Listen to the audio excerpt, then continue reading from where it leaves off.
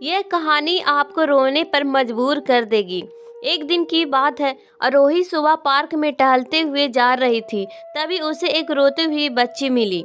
आरोही ने उससे रोने का कारण पूछा तो लड़की ने बताया कि वह जिस गुड़िया से खेल रही थी वह इसी पार्क में कहीं खो गई है।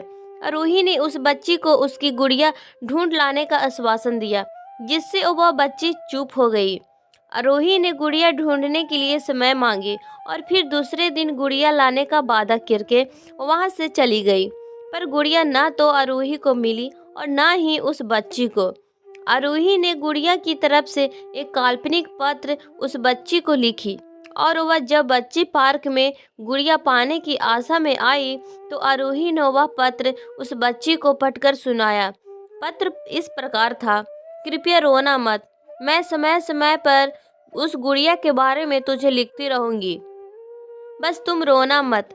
अब आरोही रोज उस खोई हुई गुड़िया की तरफ से काल्पनिक पत्र लिखने लगी और लगभग रोज ही उस बच्ची को पढ़कर सुनाती, जो कि यात्रा का काल्पनिक वर्णन हुआ करता था।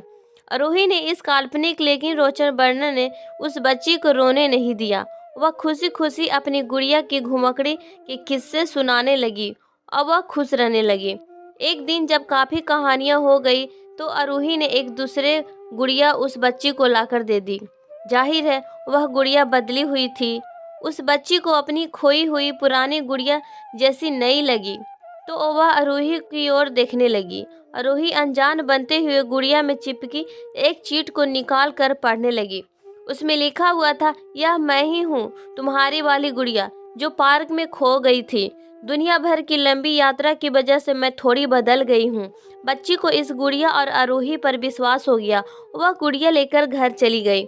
बरसों बाद जब वह बच्ची बड़ी हो गई तो एक दिन वह अपनी अलमारी में कुछ ढूंढ रही थी तो उसका ध्यान उस गुड़िया पर गया जो आरोही उसे दी थी। बचपन की बातें याद करके वह हंसने लगी। उसे सब समझ आ चुका था कि आरोही ने कैसे उसका मन रखा। उसे उस गुड़िया पर फिर प्यार आने लगा और वह उसी बड़े गौर से देखने लगी। तभी उसकी नज़र गुड़िया के फ्रॉक के आस्तीन में छुपे एक छोटे से पत्र पे गई। उसने बड़ी बेकुलता से वह पत्र निकाला और पढ़ने लगी। पत्र में संक्षेप में लिखा हुआ था, हर वह चीज़ जिसे तुम प्यार करती हो कभी न कभी तुमसे खो जाएगी और जो तुम्हारे पास होगी वही तुम्हारे लिए सच्चे रूप में बनी होगी।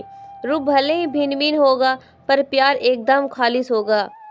उम्मीद करती हूँ ये कहानी आप लोग को अच्छी लगी है तो लाइक शेयर कीजिए, चैनल पे नए हैं तो सब्सक्राइब कीजिए। कहानी सुनने के लिए धन्यवाद।